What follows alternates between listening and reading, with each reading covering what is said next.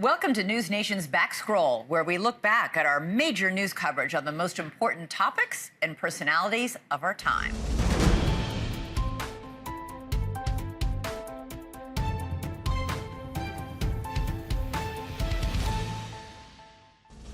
So it's an interesting interaction you had with the inmates from over the chain link. Tell me about it, Alex. Yeah, pretty unbelievable moment. And Ashley, I can tell you at this very moment, I can look over my left shoulder up at the top of this prison wall, see through a window, and see that your face is right there. They're watching Banfield at this exact moment as they promised they would. All right, so let's backtrack a little bit, okay? So earlier today, I was reporting outside this prison wall. So, oh my gosh, I'm not sure if you just heard that, Ashley. That was them screaming. I just waved. Alex, I just waved, and that was the... Can you hear that? Hi, guys. Say hello to Alex Capriello. They said, we got you, Alex. Ashley says hello. I can't believe this. There they are. I can't tell if you can hear this. Oh, we can hear it. There you go. Hi, guys. Look up at that window. Let me yell them a question. Alex, hold on. Let me yell a question. Guys, if you can hear me clearly, okay. Do you guys have any sights on Luigi Mangione? Just yell yes or no.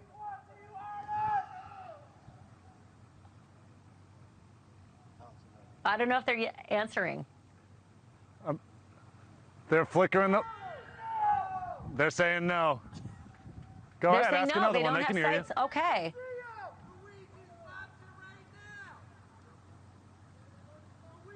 You'll have to translate, Alex. All right, so earlier today I was reporting outside these prison walls when all of a sudden I heard my name, and I couldn't tell if they were, catcalling me or heckling me or even saying my name whatsoever. And so I started reporting on Luigi Mangione's prison conditions as I was finding them out. And as soon as the live shot was over, that's when I turned around and they said, the conditions suck.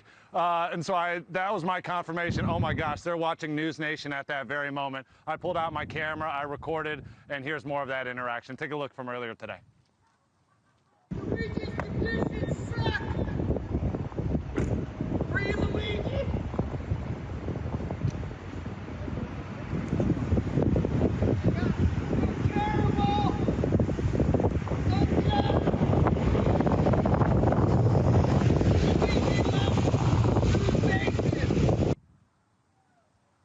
Ashley, they're going nuts in there right now watching this video on playback. This was just from a few hours ago, and here they are, 10 o'clock as promised. They said earlier today, tell Ashley Banfield that Luigi is watching at 10 o'clock. I mean, obviously, that's just a hard roast at this point because they're not near Luigi in any way, as confirmed by the Department of Corrections earlier today. But at the same time, they've picked a trusted news source to watch this very high-profile national case. Of course, they're watching us. It's crazy. Hey, Alex, can I ask you a favor? Can I just ask the guys, if they can hear me right now, to answer yes or no very loud?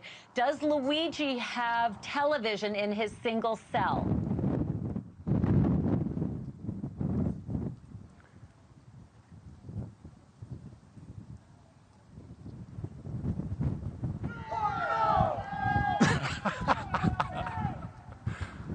No. Unreal.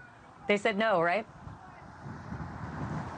Obviously, we have a little bit of a delay, but they're getting they're getting the questions, and they're giving us the answers. So Luigi does not have. Wow, this is quite something. This is the strangest interview I've ever conducted. It's me too, Ashley. According to the Department of Corrections, he's got his own solitary cell. It's not solitary confinement, but he's by himself. It's not dorm style. I'm not sure exactly what those guys got going on in terms of a living situation. It sounds like they're all clustered together. But as far as Luigi's accommodations, he's by himself. He's got a bed. He's got a chair. He's got a toilet, a sink. Again, he's not with the rest of these guys, but he's not in solitary confinement. Okay, so I'm going to read out the menu, and then I'm going to ask the guys if it was any good, the dinner tonight. So the breakfast was fruit, grits, bread, eggs, and coffee. He had the choice. The lunch was porcupine meatballs, potatoes, bread, and fruit. And tonight's dinner, mac and cheese, pasta bean casserole, and stewed tomatoes with broccoli. So guys, was dinner good, yes or no?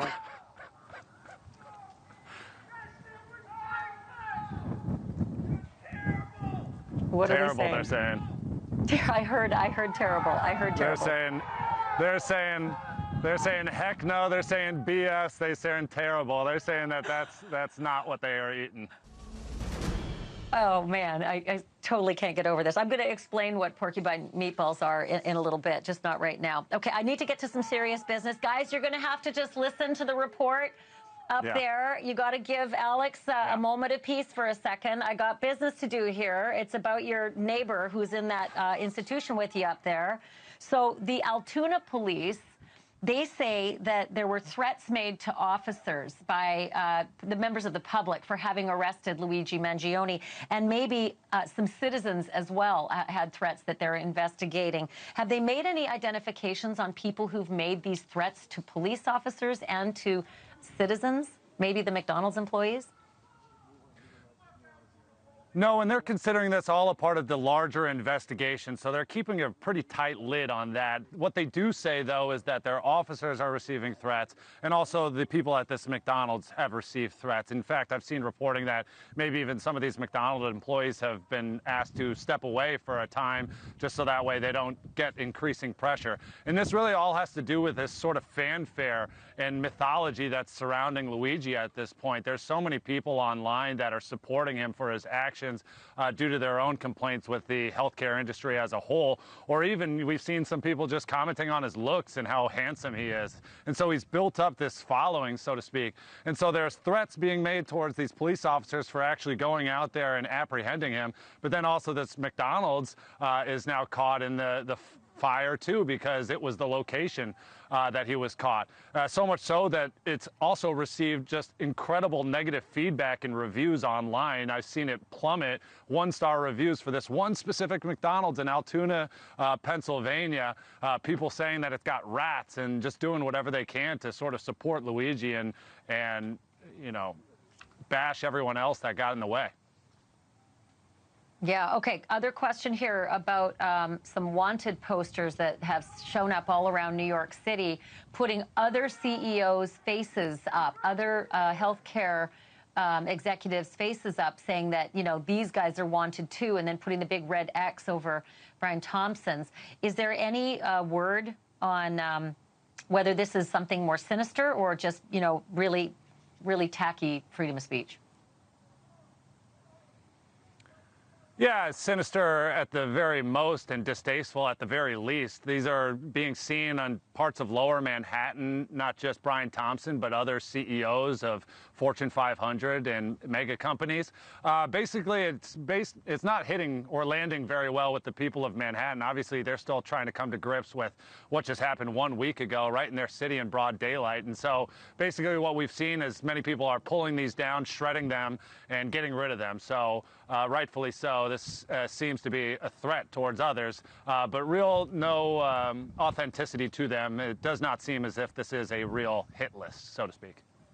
Okay, I have another question for the guys behind you, okay? Can I pop it out there? Hey, guys, don't yell until I finish the question. Go ahead. So the question is about Luigi Mangione. He's fighting extradition, so he's going to be in that jail presumably for a little bit longer, but eventually he's going to end up going to Rikers. I don't know how many guys behind you in the walls there have been to Rikers, but it's a bit of a hellhole. So the question I have for the guys, if you could just yell stay or go. Do you think that Luigi should just, you know, waive extradition and get on with the process and go to Rikers, or should he stay in that prison, Huntington, with the rest of you guys there in Pennsylvania? So it's either stay or go. Just yell that out. And again, we have a little bit of a delay.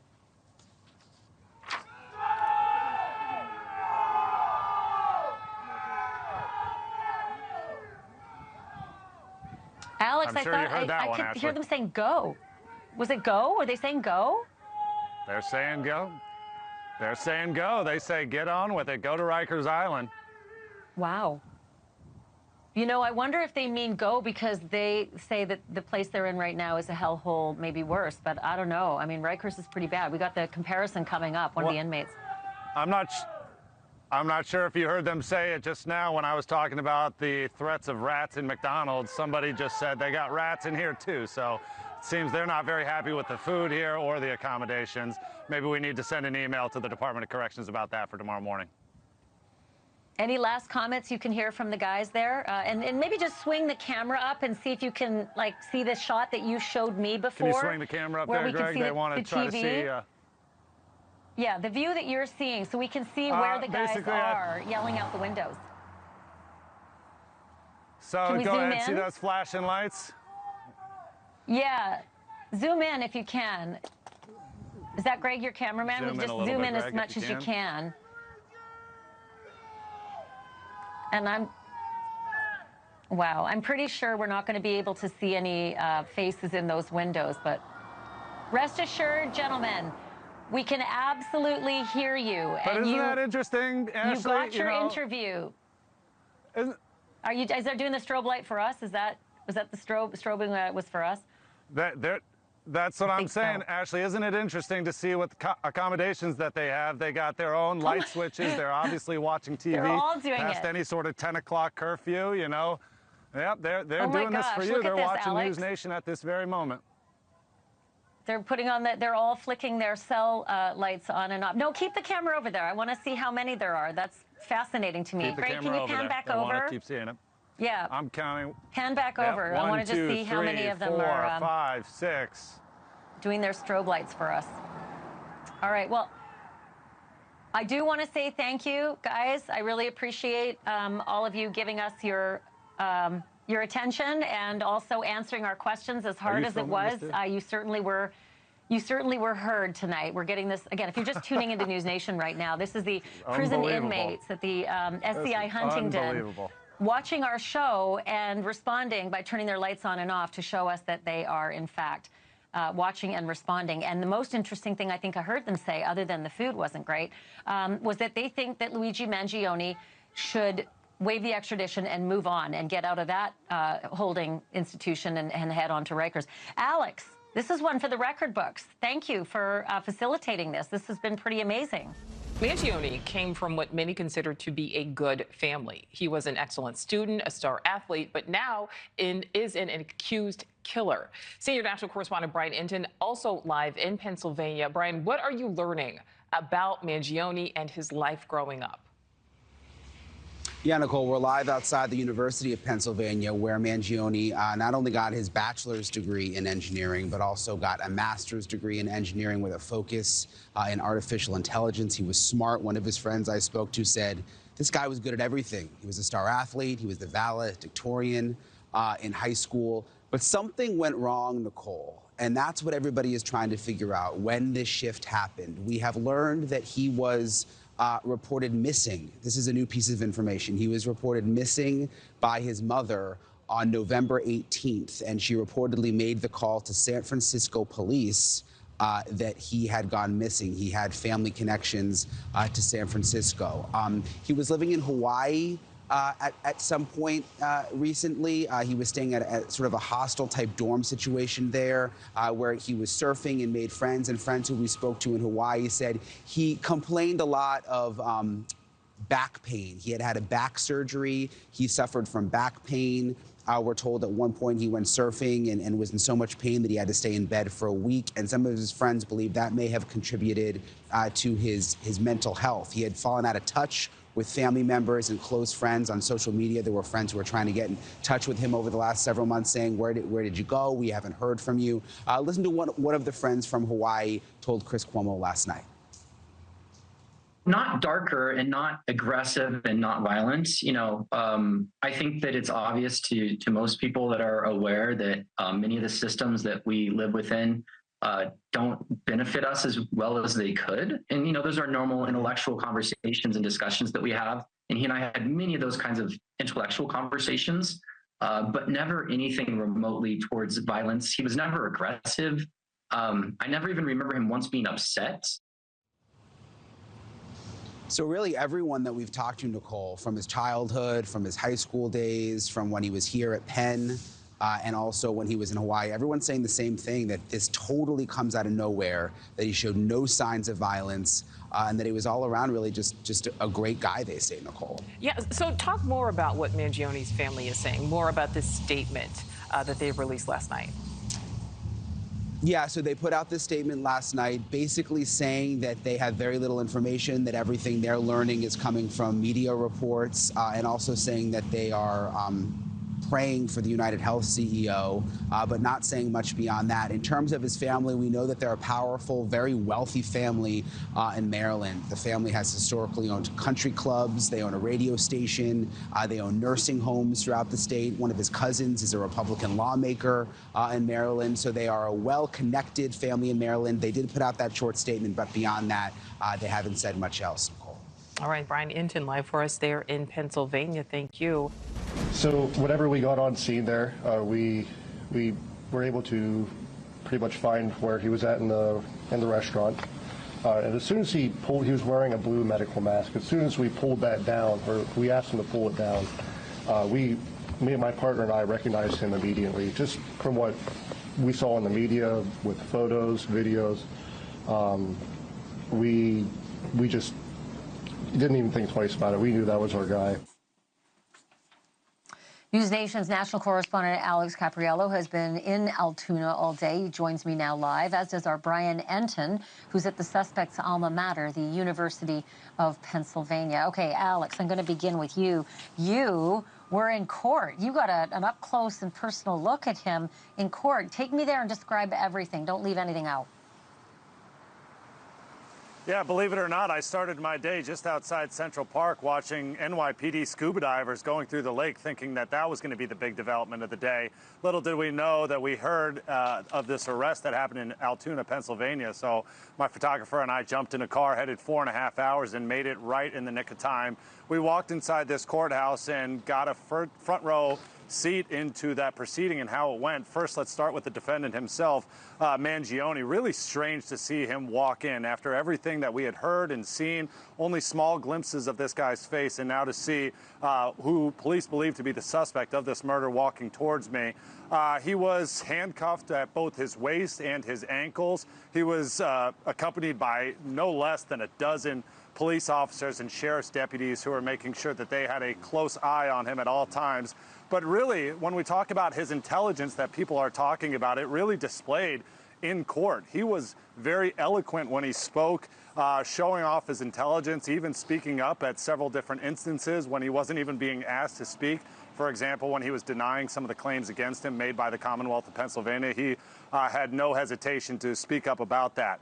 But this was a moment for them to read off the charges as they exist here in Pennsylvania, and again, not related to the murder in New York. Those charges here in Pennsylvania: forgery, firearms not to be carried without a license, tampering with records or identification, possessing instruments of a crime, and then finally, false identification to law enforcement employees. This is exactly what it is here in Pennsylvania. We'll see when that arrest warrant comes from New York and what that entails, whether or not it exists to a federal extent or also state crimes.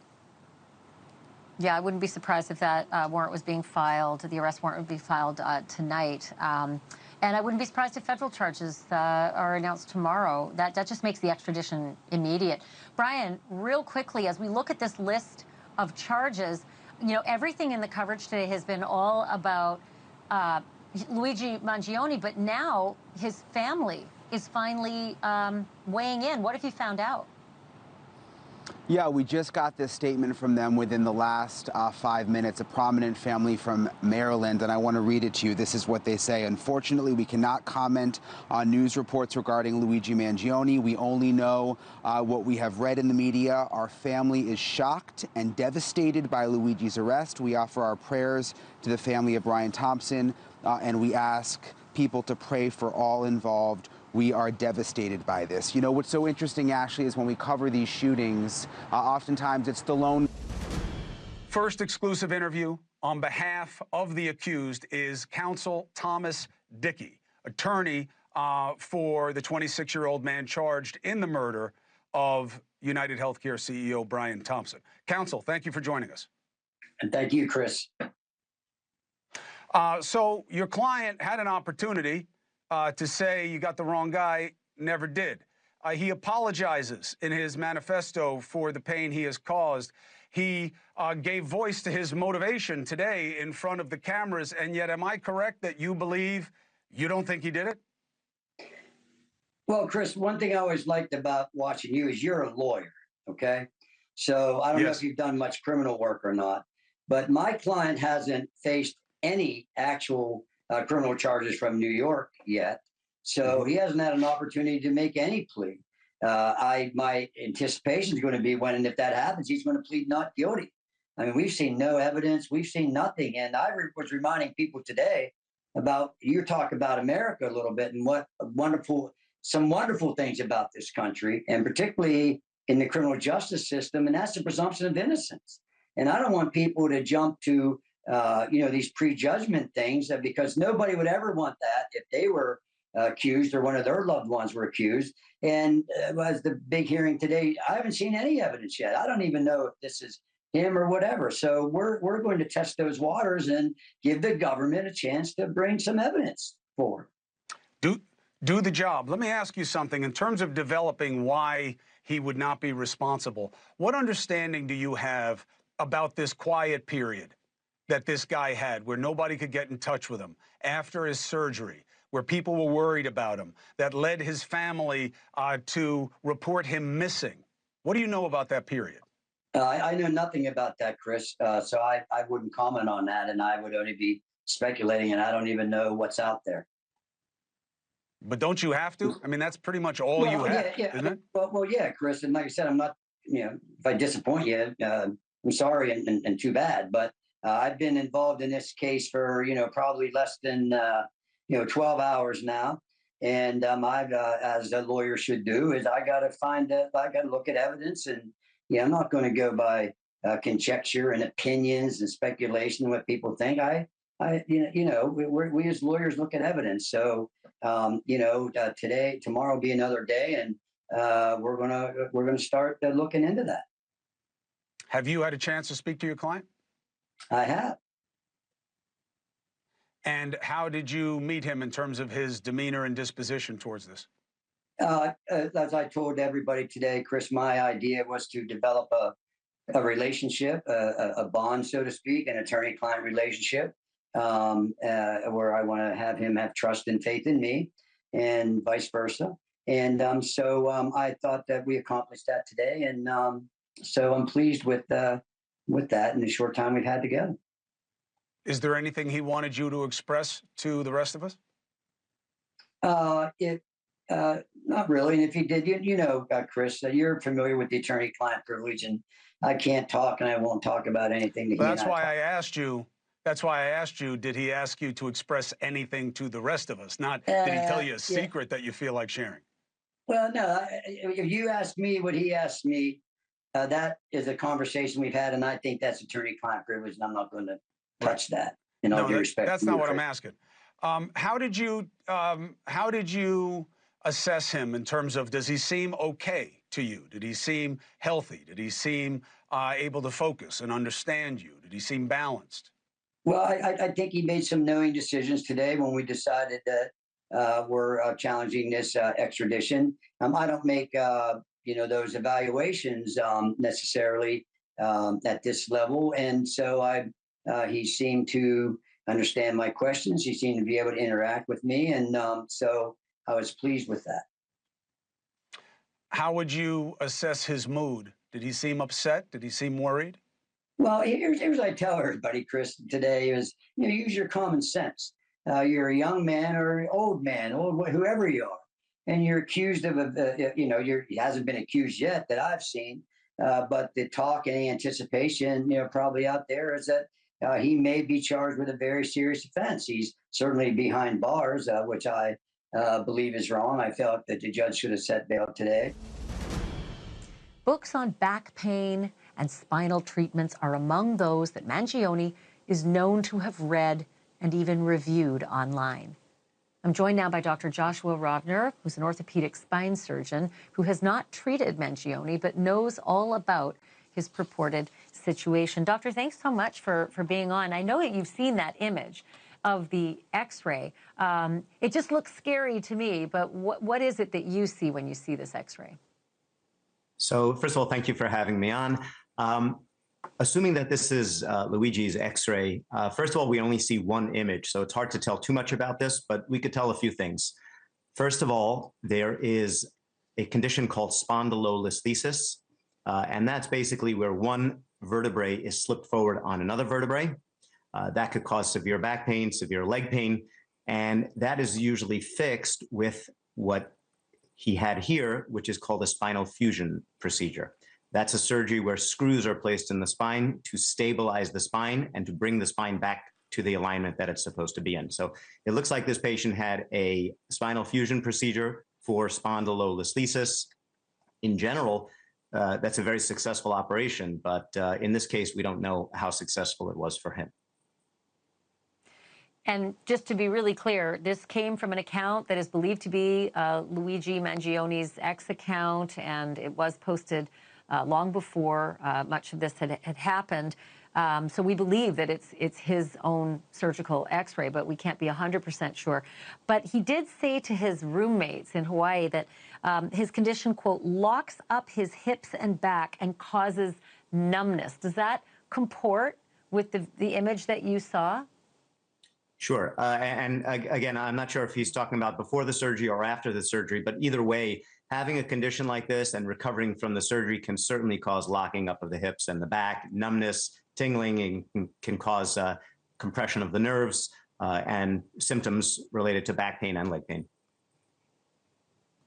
Can you explain what all those things are that I'm looking at? I'm just sort of fascinated because I want to say they're screws, but it just seems that they're so incredibly long. So those are titanium screws. We call those pedicle screws. And those are the screws that are placed into the spine, and they're very strong and they hold the spine in place. The spine obviously is the basic structure of the whole body.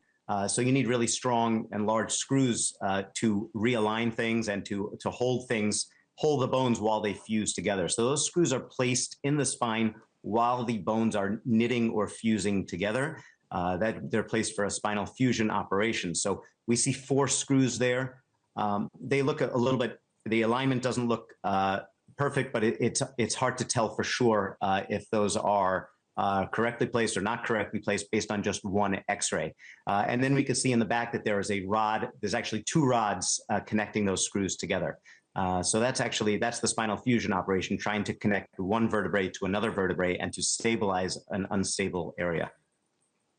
So what's interesting is that Luigi Mangione told his roommate that his pain was so bad he couldn't even be intimate. But if he's the same person who's seen on video, didn't seem to have any problem making his way from a sidewalk execution onto an e-bike and traveling for 5 days and eluding, the police and running with a backpack, does it sound like someone who's suffering that badly could do that? So first of all, not only does it not sound like that, but just watching him on these videos, watching him being brought into the police station earlier, the video that you showed before when he was being very aggressive, in general, someone who's having severe back pain or severe post-surgical pain would not be so aggressive, so physically aggressive. I didn't see any evidence that he was limping or showed any signs that he was in severe pain. Joining us in silhouette to protect his identity, and I get it, is a former classmate and friend. He's worried about how people are responding to this situation and what it may mean for how they feel about him. So he wants to hide his face. We'll do it. We're also joined by someone else who recently lived with the shooter, R.J. Martin. They lived together in Hawaii. He knows him, had fallen out of contact recently. So let's bring them both in and understand better. All right, we're doing just audio with the other guy. RJ, thank you for being with me. Do you hear me, friend, on the telephone? Yes. Loud and clear, thank you. All right, so I got you, RJ, and I got the other guy. Just help people understand, guy on the phone. Why are you so worried?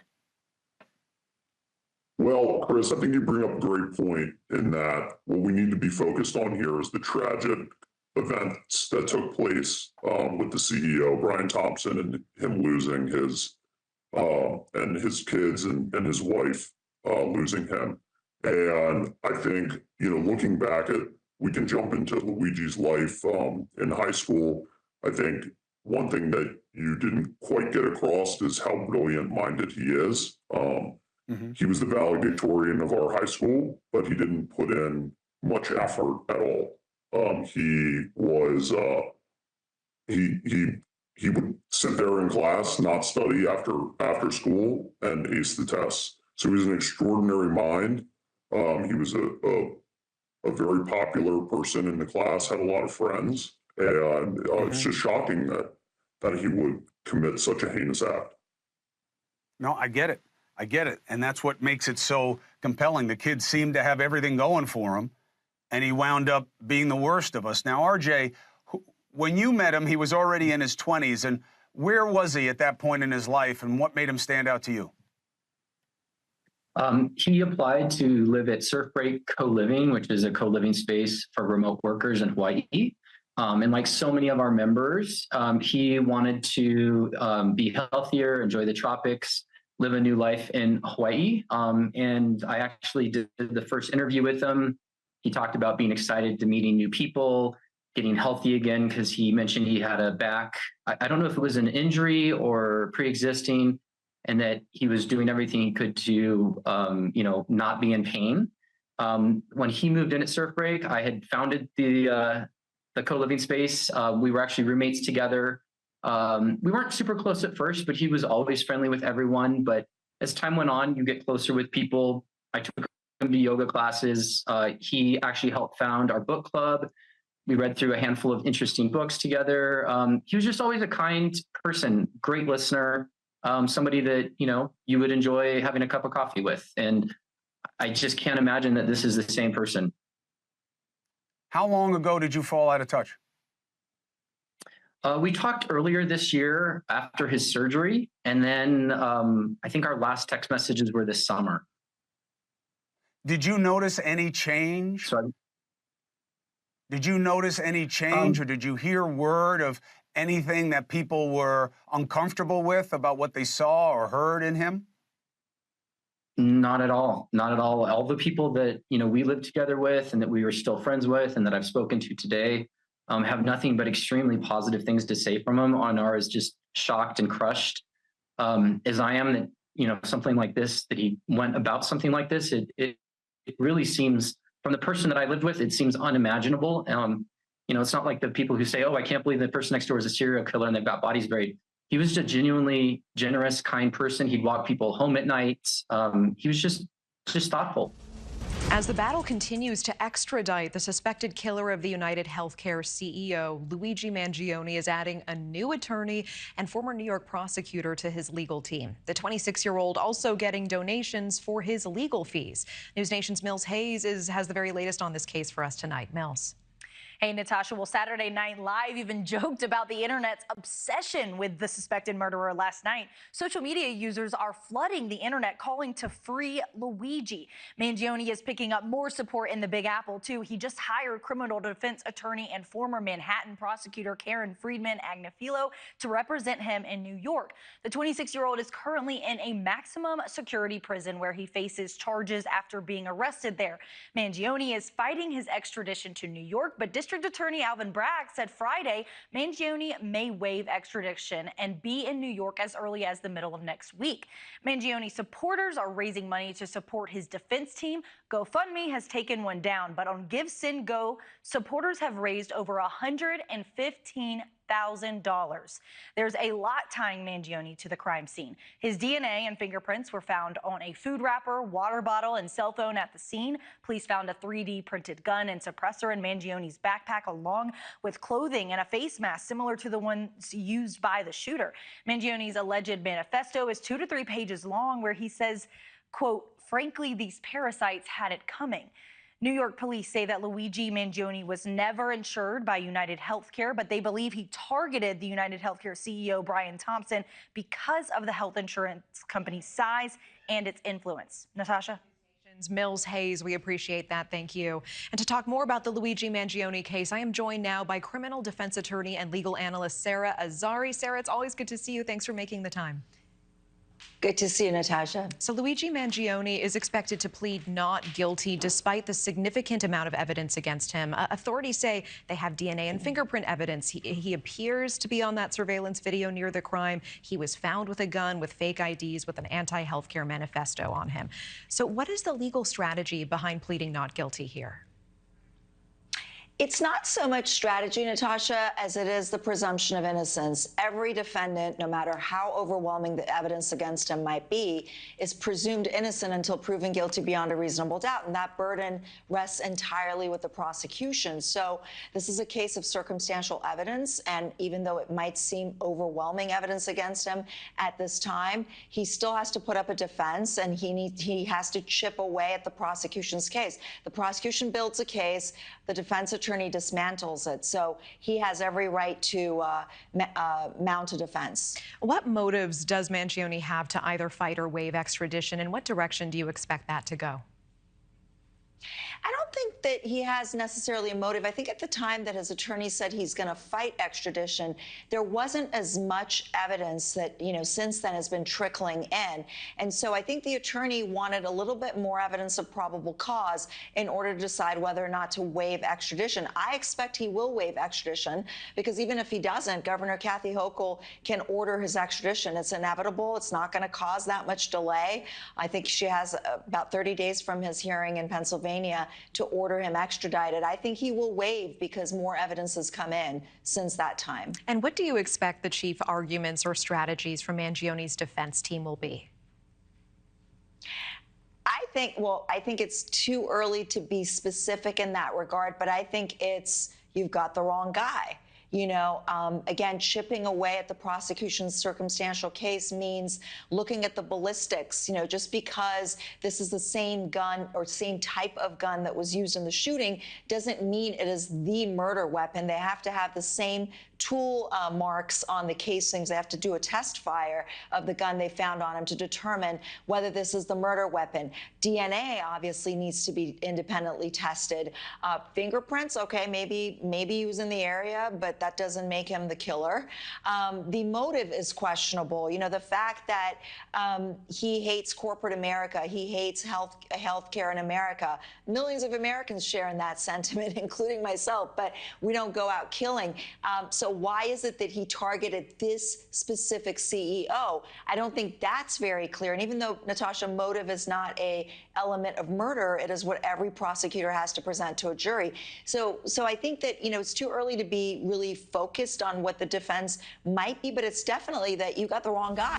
The theme is just generally shock. Most of us can't believe it. I thought it was a joke at first when my friend first sent the message to a group chat. But just reading into it, we're even trying to piece things together. Like, do you remember him doing anything like this? Similar to what you and I have been talking about just now. And none of us can come up with any leads or any history of inclination to do something like this. It's just total shock out of left field. He was everything that you could want in a high school student. He was so driven and smart and athletic, friendly, sociable. It doesn't seem thinkable that this is the same person. Like most guys, he posts once a year or so, and that was consistent with Luigi. There was nothing in his posts over the last 4 years since graduation to college, certainly, that indicated anything was off. Okay, yeah, he is fighting it now. But I do have a prediction to make. Luigi Mangione is going to be over the moon when he walks into a New York City courtroom to answer a second-degree murder charge. And I am not crazy. I say that because if he is in court in New York, or he's on the bus to court in New York, or in a holding cell at the courthouse in New York, he will not be in Rikers Island, New York, which is everything that you've seen in the movies and you've heard on the news and worse. Right now, as you know, Mangione is being held in a century-old Pennsylvania prison. Hi, guys. Thank you for watching. They were on the top of the show. We did our interview through the windows of the prison. And TMZ is reporting that Mangione has a cell to himself at Huntington. Officials say he is not in solitary per se, but he won't be allowed around the other inmates. And the inmates confirmed that tonight. They said, nope, they haven't seen him. We just shared today's menu at SCI Huntington. I'm not going to reread it for you because the guys already weighed in on it and said they didn't like it, but I did learn what porcupine meatballs are. They had that for lunch.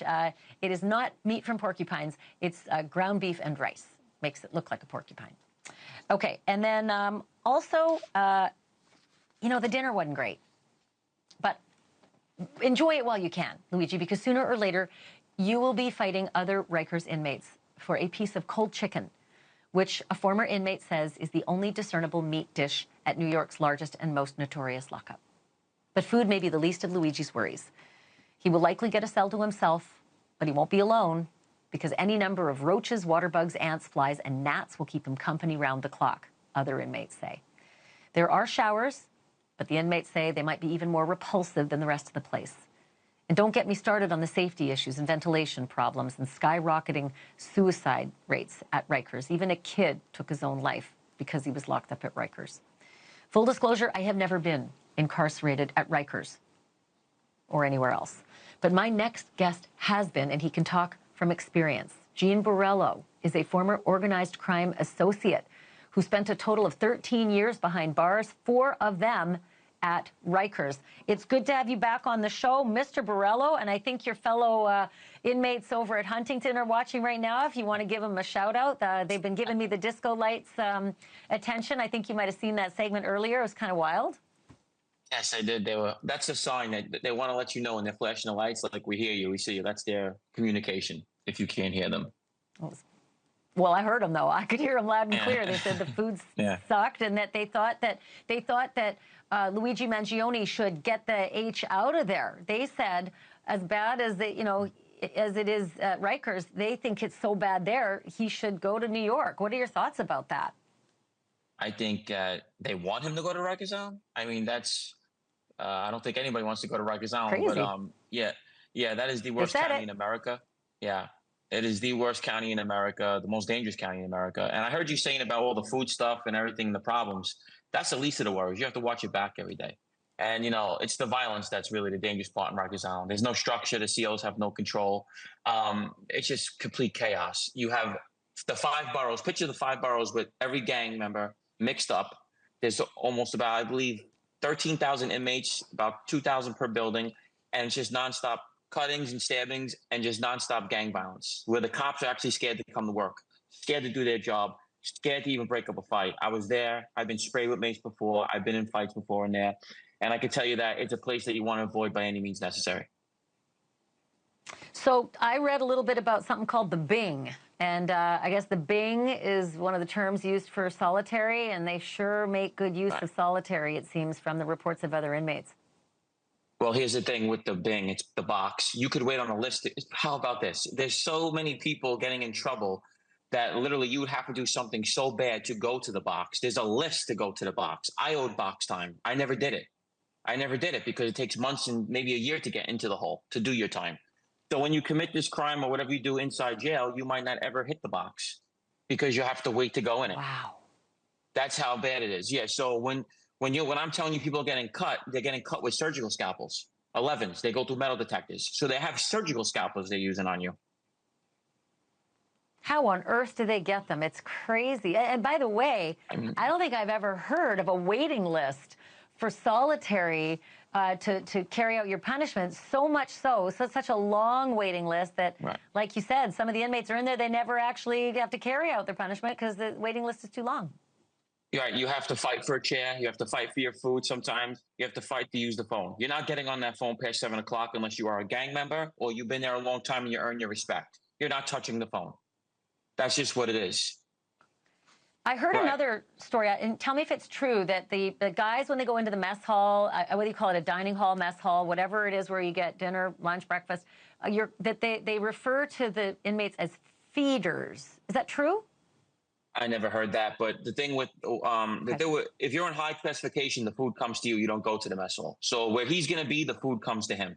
He's going to be in cells, and all the food comes to you. You don't leave. You have to be escorted everywhere when you're a high classification. He has a murder. He has a silencer, a ghost gun. He's probably going to the feds anyway, cross state lines. But like I said, when he does get to Rikers Island, he will be in a high-profile house. And the food, everything comes to him. Commissary comes to him. He does not go nowhere except for a visit. That's it.